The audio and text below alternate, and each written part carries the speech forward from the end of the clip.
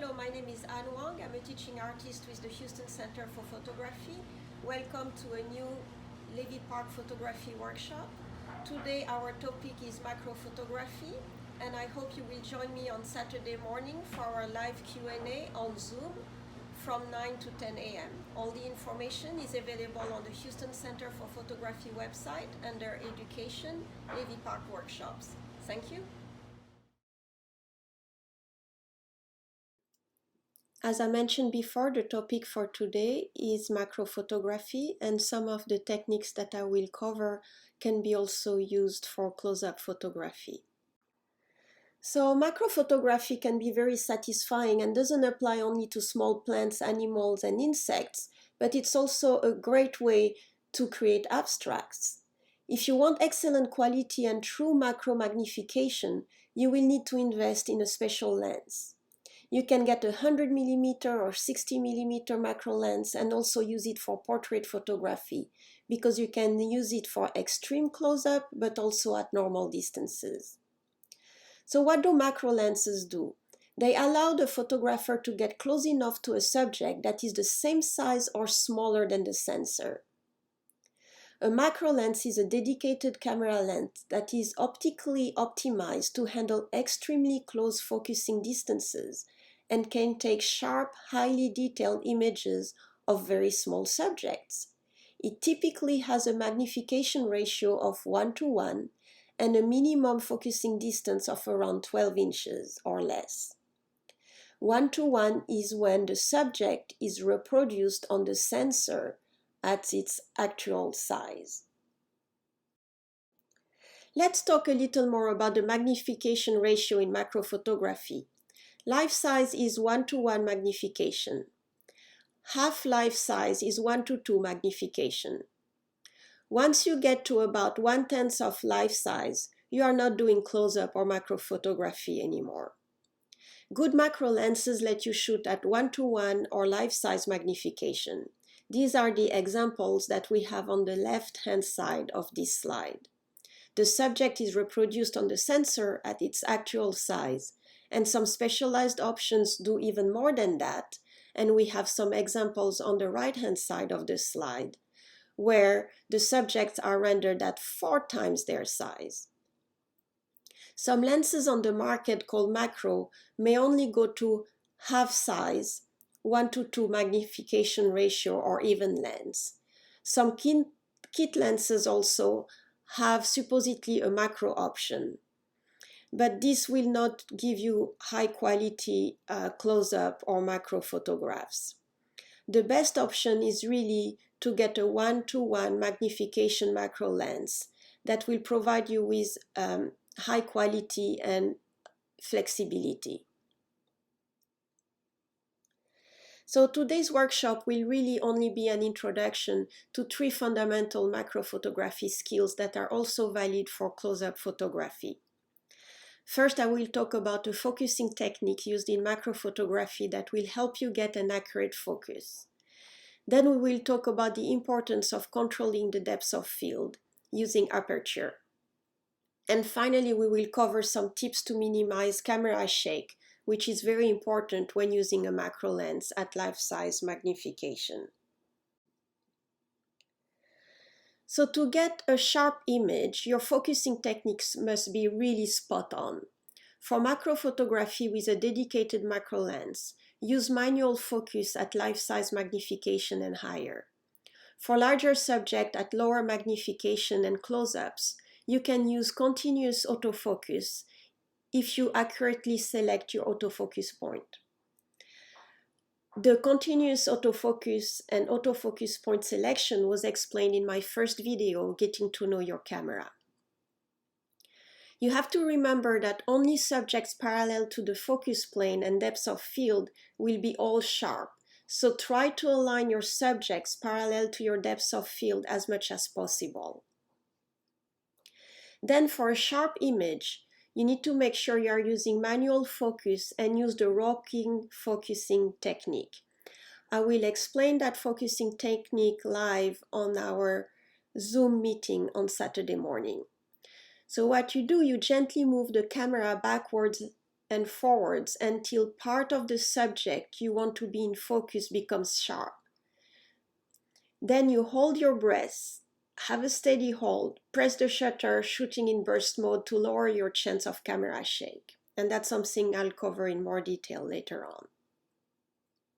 So as I mentioned, I will demonstrate this technique in our Zoom meeting on Saturday morning. So this is a great example where this insect is all in parallel with the depth of field plane from head to tail. And in macrophotography, you really need to be careful which part of the insect needs to be in focus. Generally, this will tend to be the insect's eyes, but for certain subjects, like here, you might care more about the wing pattern, such as ladybugs and butterflies. So you really have to be careful how your insect is positioned in your composition. Here our insect is parallel to the focus plane, so that most of my insect is in focus. And then you also have to be very careful about your background. Here I have a very nice blurred background that is absolutely not distracting. These are a few recommendations on how to handheld steadily your camera. You need to have a steady hand and a steady hold of your camera. Try to prop up your arms if you can against your chest or your legs. However, when shooting at higher magnification like life size with a macro lens, it is very hard not to have camera shake when hand holding. And really at that time a tripod or a monopod is recommended. So for macrophotography, it's very important to learn how to control your aperture. Because in macrophotography, we get close to our subjects, and depth of field decreases rapidly as the focusing distance between the lens and your subject decreases. This is why macrophotography has a very minimal depth of field.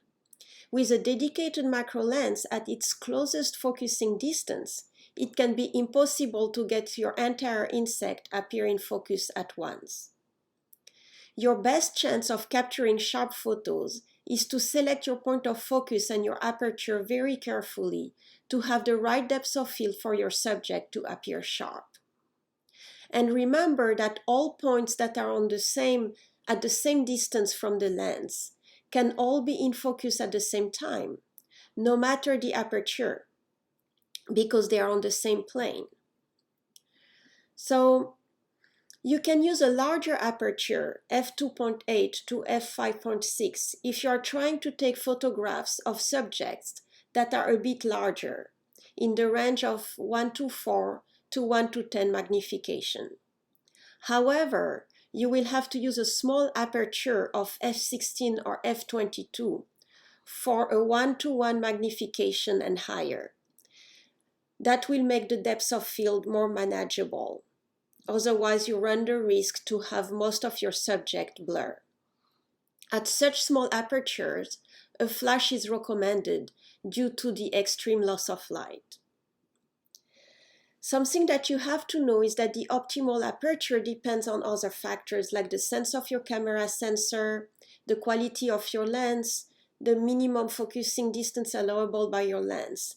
That's why I highly recommend you to experiment with anything small enough that surrounds you and get to know your camera. The last thing is really for macrophotography, you have to shoot aperture priority, but the best is to shoot fully manual. Let's have a closer look at these two images to understand the greatest challenge for macrophotography, which is achieving a sharp focus for all the scene's important elements. So on the left-hand side, we have a subject, an insect, that is not on the same focusing plane. This insect goes from the foreground to the background, and the area of focus is really on the eyes. Both eyes are on the same focusing plane. However, as I move from the eyes to the back of the image, or from the eyes to the front of the image, I'm losing sharpness because my depth of field is minimal when I'm using a macro lens at a 1.1 or a higher magnification, which is the case here. And so even if I'm using a small aperture, the depth of field is going to be very shallow. And the same thing happens to the sides. As I move to the left side or the right side of my frame, I'm losing sharpness in all the elements of the body of my insect. However, if we look at the image on the right-hand side, my two ants are on the same depth of field plane, which is going to allow me to have a wider part of the scene that is in focus, that is sharp. And that's going to allow me to capture what's going on in the image. So in these two examples, we have, an example of elements that are or are not on the same depth of field, on the same plane of focus. So the other thing is that when you shoot at small aperture, the shutter speed drops rapidly to be very slow. So it's really critical to pay attention to your shutter speed. Your shutter speed needs to be fast enough to prevent blur from camera shake and subject motion, because blur is highly magnified for macro and close-up photographs. 1/400 of a second or even faster for insects. You can go lower for still abstracts like photographing rust. And you might get away with a longer shutter speed if you have image stabilization and your subject is large. But don't worry too much. You can get great macro images without a flash, but you need to watch your settings carefully. So one of the great fixes is ISO when you are shooting without a flash. You are dealing with a fast shutter speed to eliminate motion blur and a small aperture to capture enough depth of field. So you have very little light entering your camera. That is why you want to increase your ISO if you do not use a flash. And it's not unusual in macrophotography to use ISOs in the range of 800 to 3200. The other thing that can help you with a slow shutter speed is using a tripod or a monopod. Tripod is the best for still life macrophotography, and monopods are the best when you are photographing in the wild, insects or small animals. At high magnification, a 1:1 ratio and above, it is very hard or impossible to handheld and get a perfectly sharp image. That's why you have to use a tripod or a monopod. So flash is going to be very helpful when doing macro photography. And when using a flash, your shutter speed setting is not especially important because the flash is going to freeze any movement. So the flash is going to provide the main exposure. It's going to freeze any movement from the camera or subject and help you produce a sharp image. However, you have to be careful because the flash is a very harsh light. So you have to make sure that you use the right amount of power for your flash and put a large diffuser in front of your flash. On this slide, you can see an example of a diffuser that is very good for macro photography. Then you set your shutter speed to the fastest sync speed allowed by your flash, around 1/200 or 1/250 of a second, to block out ambient light and get a darker background that will also isolate your subject. Here are a few examples of macro flash photography. And I really like the sleeping bees and the sleeping lizard. And you see there how the use of flash and the right shutter speed allows you to reduce the ambient light, darken your background, and isolate your subject. These are really beautiful images. Now a few tips to reduce camera shake when you're not using flash. So the first one is the burst mode when you're not using a tripod. Macrophotographers are often working at such high magnifications that it's difficult to ensure perfect focusing, even when using the settings that are just talked about. This is where burst mode comes in. By taking a series of images, any slight camera motion is controlled. Even if a few photographs are out of focus, you are likely to be satisfied with some of the others. The other thing that you can use is the self-timer, whether you are shooting with or without a tripod, and you are struggling to get sharp images.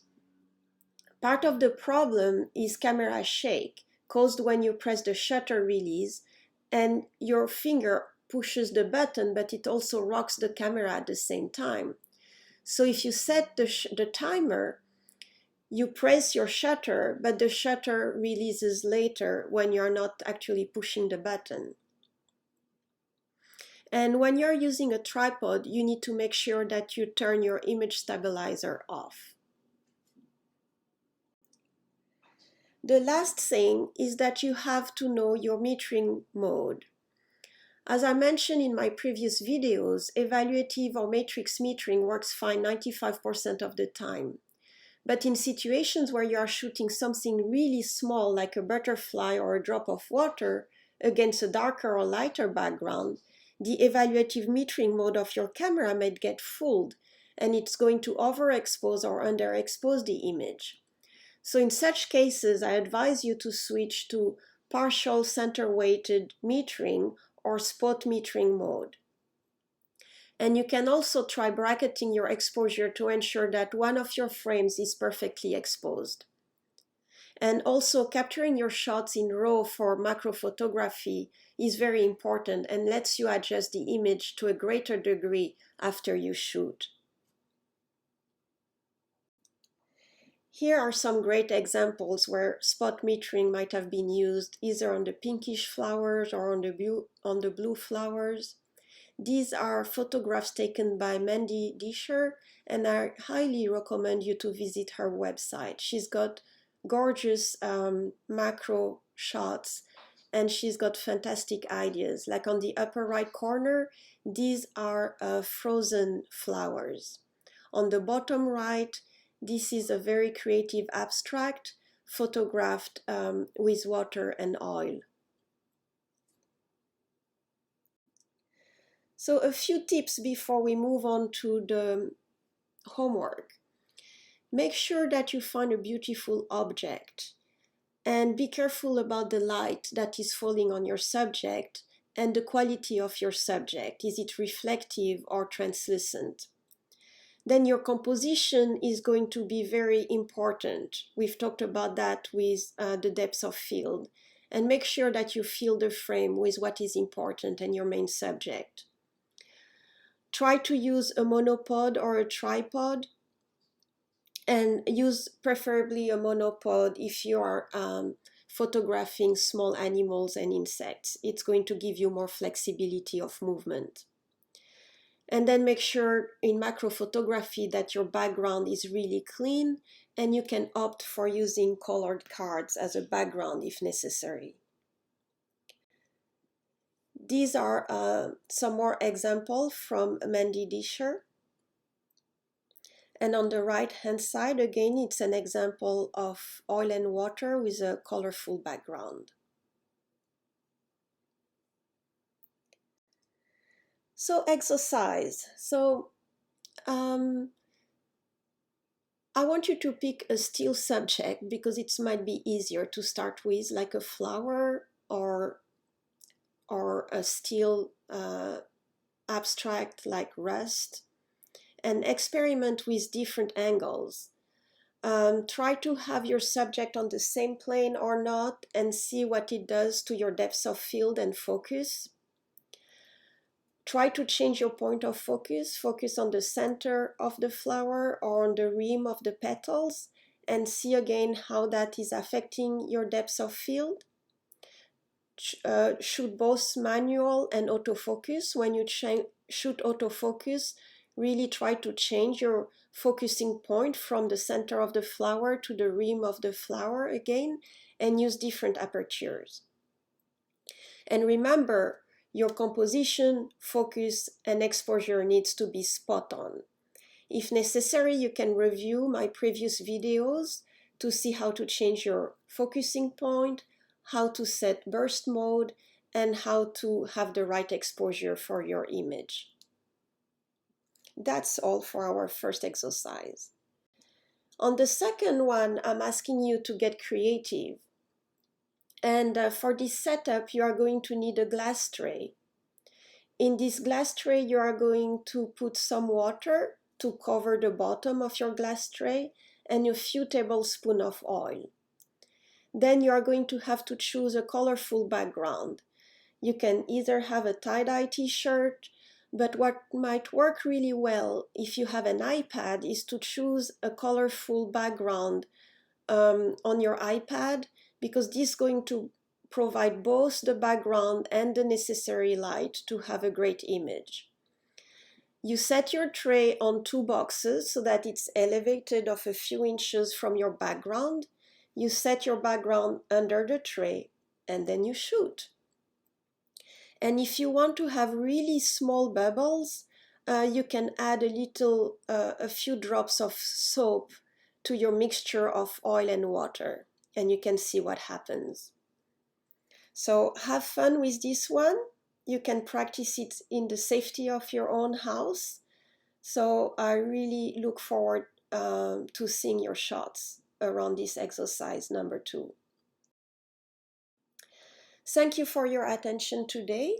And don't forget to follow us at Levy Park Houston, at HCP Online, and you can also follow me on Instagram at Anne Wong.